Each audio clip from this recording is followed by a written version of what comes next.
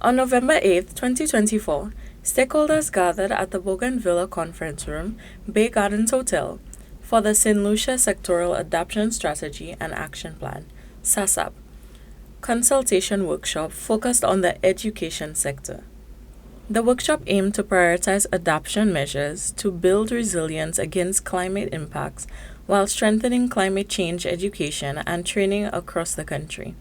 With key objectives to address barriers, needs, and gaps, the consultation also explored opportunities for scaling up adaptation efforts to ensure the education sector sustainability amid changing climate.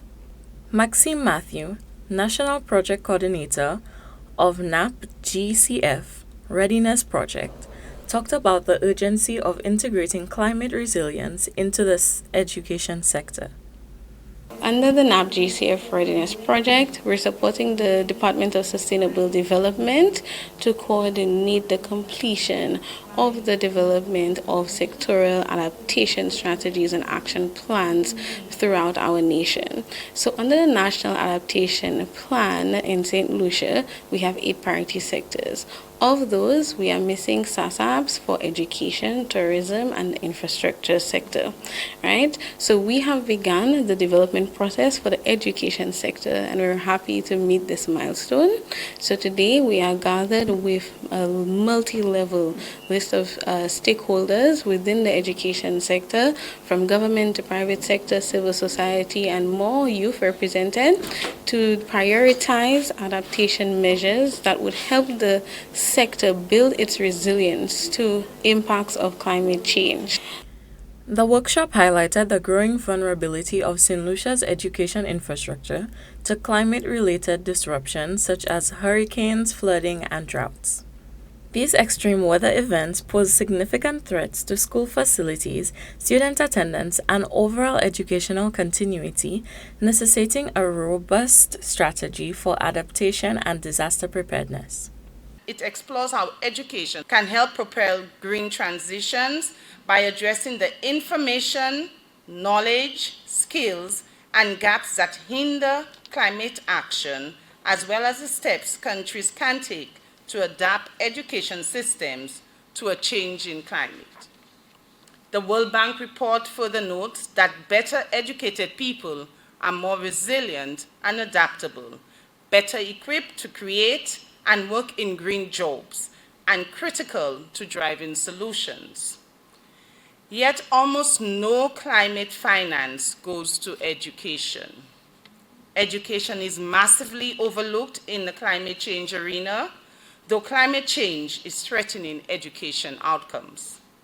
Therefore, planning and making moves to channel more climate funding to education could significantly boost climate change mitigation and adaptation. The session also emphasized the importance of safeguarding schools, which often serve as emergency shelters, making climate-proofing educational facilities a priority. Let's talk a little bit more about the actual NAP. So you could see here the National Adaptation Plan. This is the umbrella document. And this umbrella document has a number of sectors. So stakeholders decided that there were a number of key sectors that were really critical for St. Lucia, and there were 8 of them that the stakeholders identified. Well, in fact, they actually had food security, and they ended up breaking them into 2 here. So water, agriculture, fisheries, infrastructure and spatial planning, resilient ecosystems, that's inclusive of marine and terrestrial, education, health, and tourism.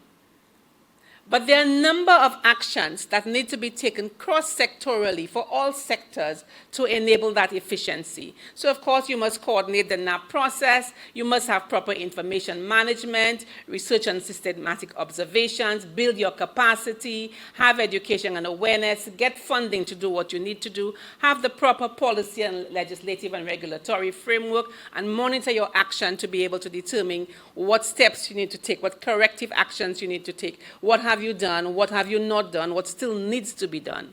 The consultation aimed to generate a list of prioritized actions and project concepts to support the implementation of the SASAP. These actions will be presented to international donors for technical and financial backing. By aligning with previous SASAPs in sectors like agriculture, water, health, the Education SASAP seeks to create a comprehensive collaborative framework for addressing climate change while ensuring the education sector's resilience in the years to come. For Choice News Now, I am Kenise Baptist.